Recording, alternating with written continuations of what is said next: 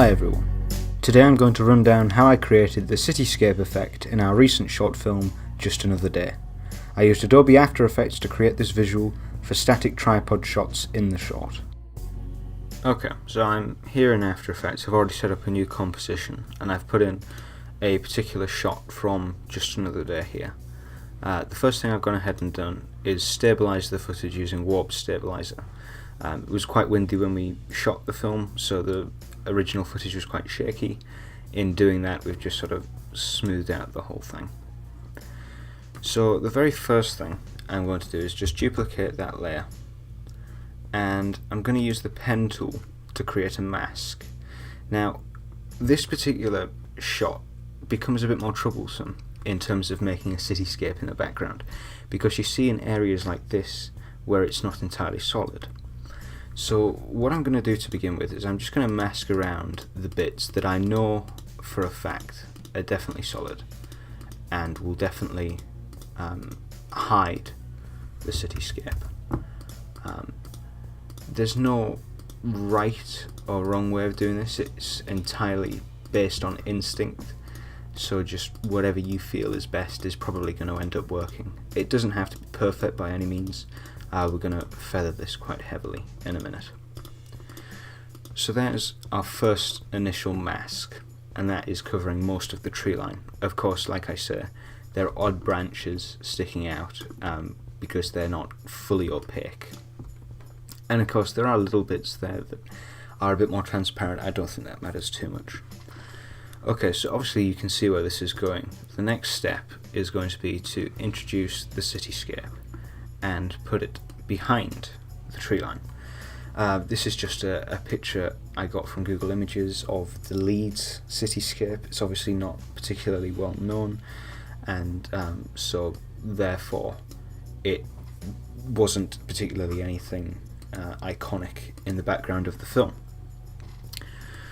So we're going to try and make this look as good as possible given the limited budget. I mean, already there you can see where this is going. It's not, brilliant, but you can see the beginnings of the effect.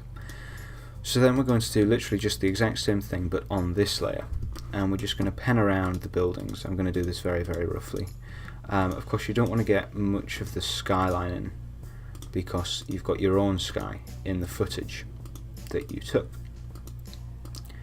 Again, we'll feather this a bit so that any imperfections are sort of masked a little bit.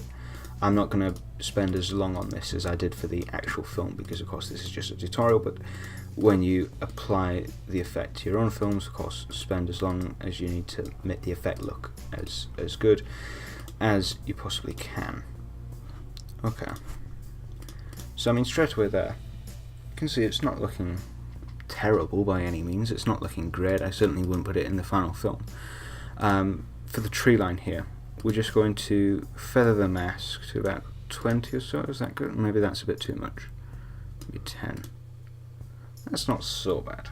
And again, you just play around with these settings until you get the final version that looks right to you. Okay, but then we've still got that problem of the little bits of branch that we elected to ignore earlier. So we'll duplicate the background plate again, put that to the top. Only this time when we mask around the tree line, we'll just go around the whole thing, including the bits that are a bit more transparent. And of course what we'll do then is make this layer less opaque, so you're not getting that sky. Okay. So now you can see what we've essentially done. You get all the tree now, but you also get this bit of sky that's blocking the cityscape, which is what you don't want. So we'll go into transform and lower the opacity, say down to like 50%. And it's not perfect. We'll mask, we'll hedge the mask a bit more by feathering it. Go up to about 10 again, see what that looks like. That's not so bad. Of course you can still see the sky coming through. So then you can perhaps go in, change the mask where it affects it most, So then you're still getting those bits of branch that sell the effect more, but you're not getting the bits of sky that make it look incredibly fake. Another easy get around is, and I use this a fair chunk in the film, is just to lower the cityscape a fair bit. Obviously, that's not too bad there actually. Yeah, that's looking a bit nicer than it was a moment ago. And then of course you can also play around with the mask of the cityscape itself, or bits that are anomalies. You can just sort of get rid of, like so. Of course you can tell, you know, that's not great. So the next thing we're going to do is we're going to play around with the cityscape itself a bit. The first thing I did was lower the opacity right the way down, so that then it blends with the sky a bit more. It creates that sense of depth, that illusion that it is further away than it actually is, and that straight away makes it look a bit nicer. What you can also do is apply a tint filter, make it a bit more blue perhaps, and lower that right down so it's not a jarring effect by any means. Makes it a bit lighter and blends a bit more seamlessly. You can also, I feel, especially if you've got a high resolution image, just apply a Gaussian blur, maybe just like 2. No, okay, that's far too much. Maybe like 0.5. I'm not sure. I'm not convinced by that. Play around with that, but that's a cheap trick you can use if you need to make it look a little bit less jarring. Maybe just a fraction, just a hair of blur. One thing I did play around a little bit with was feathering out the cityscape a little bit, but I don't think that works as well because you're dealing with buildings. Obviously they've got much more harsh edges. We're just gonna lower that, I think. Oh no, up that, sorry. Up that, and we'll do the same on this layer. There we go. Okay, so already that's looking fairly close to how it was in the final film. I mean, it's not perfect, it's not your big budget CGI, but for the effect we're trying to get here, it's pretty close. The other thing I added was some stock footage from the internet, which was just a layer of fog.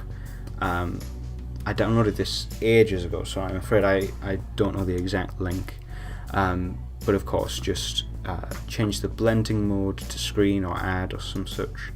We'll place that above the cityscape. We'll make it much bigger to fill the whole frame. I'll just move it along a bit there, maybe lower it a bit, and there you have it. You've got a bit more cloud going on. The one issue that does present then is it makes the hedged mask around the trees much more obvious, so perhaps we'll just lower the opacity a bit there. Just see if that works. Yeah, there we go. That's not too bad. Not looking too shabby. So that's a very sort of basic effect. It's nothing major, but it just adds a little bit to the style of the film if you're going for that sort of post-apocalyptic type look. Maybe just lower it a bit more. Yeah, something like that. Now as well, you also find certain shots where your actor's head will bob above the cityscape, and then it's just dead simple.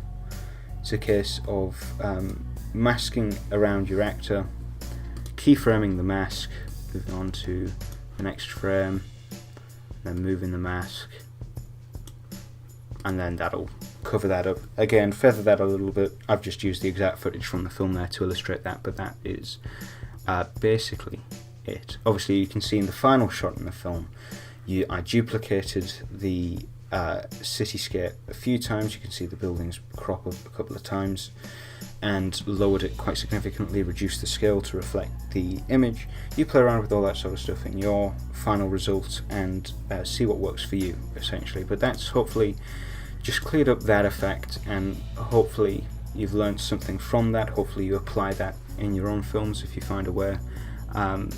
Yeah, so thank you for watching. I'll see you shortly. Bye.